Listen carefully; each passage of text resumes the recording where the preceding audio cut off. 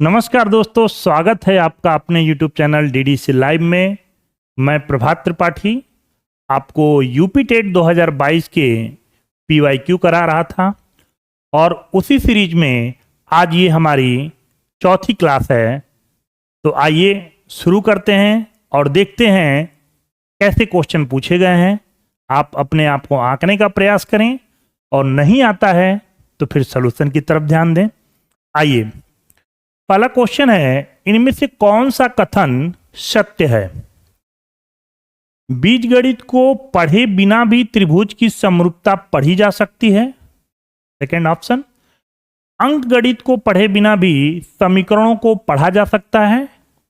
Third, बीजगणित पढ़े बिना भी सांख्यिकी पढ़ी जा सकती है। और फोर्थ ऑप्शन है, गणित की विभिन्न शाखाएं जैसे बीजगणित, ज्यामिति इत्यादि एक दूसरे पर निर्भर हैं। तो बड़ा ही सिंपल सा सवाल है और इस क्वेश्चन का आंसर आपको अच्छे से समझ में आना चाहिए कि इसका आंसर क्या होगा। फोर्थ पार्ट होगा। फोर्थ पार्ट ही हमारा क्या होगा, सही आंसर होगा। अगर आंसर चूज करना हो तो डी पार्ट, क्योंकि सभी बीजगणित और ज्यामिति अर्थात एलजेब्रा और ज्योमेट्री एक दूसरे से रिलेटेड सब्जेक्ट हैं। तो इस बात को ध्यान रखेंगे। इन फ्यूचर अगर ऐसे क्वेश्चन आते हैं तो उम्मीद है आप कर लेंगे। नेक्स्ट क्वेश्चन की तरफ पढ़ें। गणित अध्यापन का कौन सा तरीका सबसे अच्छा है? Which of the following is the best method of teaching mathematics? Option अगर पढ़ें, केवल गेम्स देखकर उन्हें दूर करना, बिल्कुल गलत होगा। केवल कर्मी देखकर उतना ही पढ़ना, यह भी गलत होगा। हर शिक्षार्थी को एक ही तरह से पढ़ाना, यह भी ऑप्शन एप्रोप्रिएट नहीं है। अगर आप देखें तो शिक्षार्थियों को उनकी विद्यमान क्षमताओं को विकसित करने के लिए प्रोत्साहित करना, मोटिवेट करना, यह हमारा दृष्टिकोण होना चाहिए। Encouraging learners to develop their existing ability, ये हमारा सही आंसर होगा। और इन चारों में एप्रोप्रिएट आंसर यही हमें नजर आ रहा है। तो इसका सही आंसर जो होगा फोर्थ वाला होगा। Again D part will be the right answer. Question को पढ़ के केवल जहां शब्द रहते हैं वो तो बेटा 100% गलत होने के चांस होते हैं, है ना? ठीक है। हर एक विद्यार्थी को एक ही तरह से पढ़ाना, भाई सबकी समझने की क्षमता अलग अलग होती है। तो सारे बच्चों को एक जैसे पढ़ा के हम अच्छी शिक्षा नहीं दे सकते। तो जाहिर सी बात है, हमें क्या करना होगा, हर एक बच्चे की क्वालिटी देखनी होगी। कोई गेम्स में अच्छा है, कोई मैथ में अच्छा है, कोई साइंस में अच्छा है ना?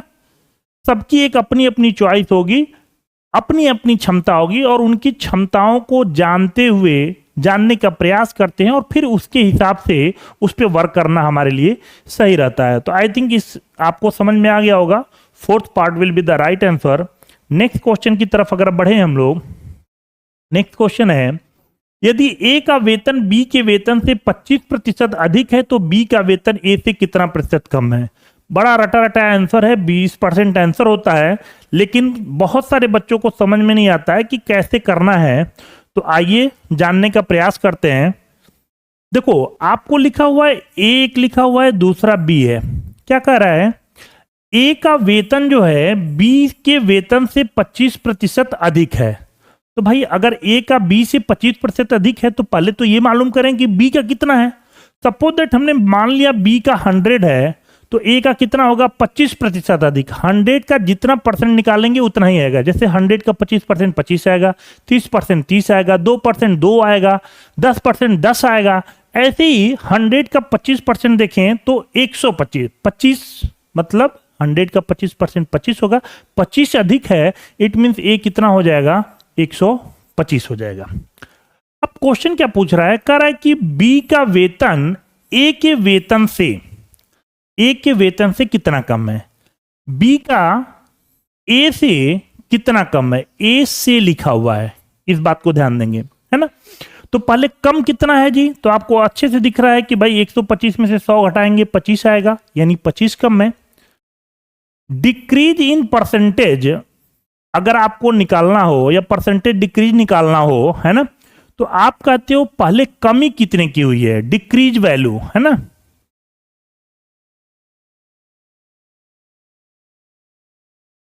और अपान में इनिशियल वैल्यू प्रारंभिक मात्रा, और इनटू होता है 100। ये फार्मूला समझाने के लिए आपको। तो decrease in percentage, decrease value upon में इनिशियल वैल्यू इनटू 100, वही इंक्रीज इन परसेंटेज यानी कि कितना इंक्रीज हुआ है अपान में इनिशियल यानी प्रारंभिक वैल्यू इनटू 100। इसी फार्मूले पे हम लोग बढ़ते हैं। डिक्रीज वैल्यू कितनी है भाई, 25 का डिक्रीज हुआ है। इनिशियल वैल्यू ए से, जिससे लगा हुआ है, जिस वर्ड से लगा होगा उसको नीचे रखते हैं। यहां पे क्या लिखा हुआ है देखो आप, ए के वेतन से, है ना, ठीक है, यानी ए की वैल्यू को नीचे रखना है। 125 आप नीचे रख लोगे और फाइनली 100 से मल्टीप्लाई कर दोगे तो आप कहोगे 25 25 125 और 5 से आप देखा जाए तो 20 हो जाएगा। फाइनल आंसर देखेंगे तो कितना हो जाएगा, 20% हो जाएगा। क्या ये बात आपको समझ में आ रही है? तो आसान सा सवाल है। आई होप ये बातें आपको समझ में आ गई होंगी। क्लियर है? नेक्स्ट क्वेश्चन की तरफ बढ़ते हैं। नेक्स्ट क्वेश्चन है हमारा, दो प्राकृतिक संख्याओं का योग 8 है, यदि उनके व्युत्क्रम का योग 8/15 है तो दोनों संख्याएं ज्ञात कीजिए। ऐसे क्वेश्चन को अगर ऑप्शन से करते हो तो बहुत कम समय में आंसर आ जाता है। जैसे आप देखो, दोनों का योग 8 है, सारे ऑप्शन में 2 6 8 8 8 8 लिखा हुआ है। इनके व्युत्क्रम का योग लिखा हुआ है 8/15। तो व्युत्क्रम क्या होता है भाई, रेसिप्रोकल। जैसे 1/2 और 1/2 लिखें और 1/6 लिखें तो ये 2 और 6 का क्या हो जाएगा, व्युत्क्रम हो जाएगा। इसका योग आप करते हो तो एलसीएम जाहिर सी बात है 6 और 2 का एलसीएम 6 ही आएगा। यहां पे डिनोमिनेटर 15 लिखा हुआ है तो जाहिर सी बात है अगर ऑप्शन देखें तो 3 और 5 एक ऐसे नंबर हैं जिनका डिनोमिनेटर क्या है हमारा 3 और 5 और इसका एलसीएम 15 हो सकता है। तो इसे आप एक बार चेक करें अगर आप, तो 1/3 + 1/5 एलसीएम 15, 3 5 जा 18 और 5 3 जा 18 और यहां पे आप देख सकते हो 8/15 आ रहा है। इट मींस इसका सही आंसर क्या होगा, सही आंसर सी पार्ट होगा। क्लियर है? लेकिन अगर बात लगाने की हो कि नहीं हमें सॉल्व करके ही करना है तो उसके लिए फिर आपको थोड़ा सा स्ट्रगल करना पड़ेगा। जैसे 2 नंबर लिखा हुआ है तो आपको ये एज्यूम करना होगा कि लेट वो नंबर ए और बी हैं। अगर वो नंबर ए और बी हैं तो इनका सम कितना है भाई, 8 है, तो a + b बराबर आप 8 लिखोगे।